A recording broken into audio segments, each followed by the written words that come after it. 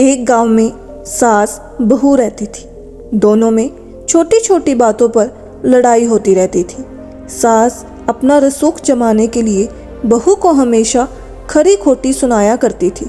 बहू भी कुछ कम नहीं थी, वह भी सास पर अक्सर पलटवार किया करती थी और सास को ताने मारते हुए पानी पीकर कोसती रहती थी। एक दिन गांव में संत आए। बहू ने संत की काफ़ी आवभगत की। संत बहू की सेवा से काफ़ी खुश हुए।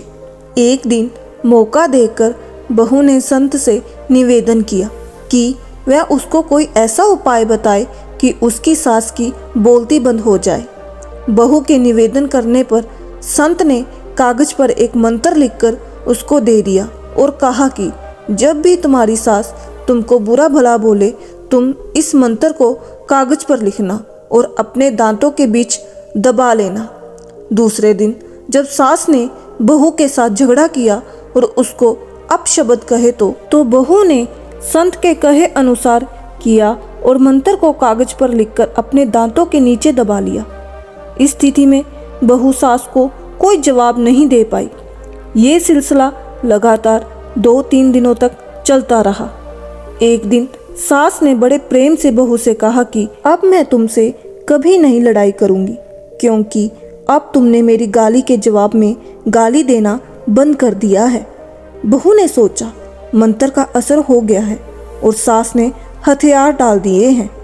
दूसरे दिन बहू संत के पास गई और कहा कि मेरी सास पर आपके दिए हुए मंत्र का असर हो गया है और उसकी सास ने अब उससे लड़ाई करना बंद कर दिया है। संत ने बहू को जवाब देते हुए कहा कि ये मंत्र का नहीं, मौन का असर है। दोस्तों, जिस व्यक्ति ने ये समझ लिया कि क्या, कब और कहाँ और कितना बोलना है, तो उस व्यक्ति को सफल होने से कोई नहीं रोक सकता। ऐसे व्यक्ति की सफलता सुनिश्चित है। जिस तरह कमान से निकला हुआ तीर लौटकर कभी वापस नहीं आता, ठीक उसी तरह से मुंह से निकले शब्द कभी वापस नहीं आते। शब्द और भाषा हथियार है और कमजोरी भी। सही समय पर सही शब्दों के प्रयोग से इंसान परेशानियों से बच सकता है, लेकिन बिना सोचे समझे बोले एक शब्द इंसान की मुसीबत को बढ़ा देते हैं। द्रौपदी का ये बोलना कि अंधे का पुत्र अंधा ही होता है, महाभारत के युद्ध का मुख्य कारण बना था।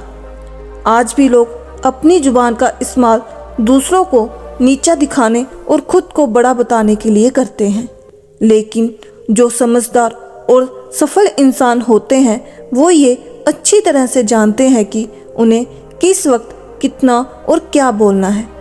साइलेंट रहने का मतलब ये नहीं है कि आपको पूरे दिन एक भी शब्द नहीं बोलना है या चुपचाप रहना है। मौन का मतलब ये है कि वे बजाय शब्दों का प्रयोग नहीं करना है। जहाँ ज़रूरत है वहीं बोलना है, अपने लक्ष्य पर ध्यान केंद्रित करना है। यही कारण है कि धर्मों में मौन को बहुत महत्व दिया गया है। वैज्ञानिकों द्वारा भी इस बात को माना गया है कि सेहत से मौन का गहरा संबंध है और इससे मानसिक शांति मिलती है। मौन से विचारों में एकाग्रता आती है और रचनात्मक बढ़ती है। इसलिए जितने भी साधु संत या तपस्वी हुए, सब ने मौन रहकर और ध्यान लगाकर ही संसार के गुण ज्ञानों को प्राप्त किया है। दुखों का कारण है बोलना। हमारे जीवन में एक नहीं बल्कि बहुत सारे दुखों का कारण बोलना ही है, क्योंकि हमारी समस्या यही है कि हम चुप नहीं रह सकते, हमेशा कुछ ना कुछ बोलते ही रहते हैं और आपके बोलने के कारण ही आधे से ज़्यादा दुख निर्मित होते हैं। परिवार में क्लह क्लेश का कारण भी हमारा बोलना ही होता है।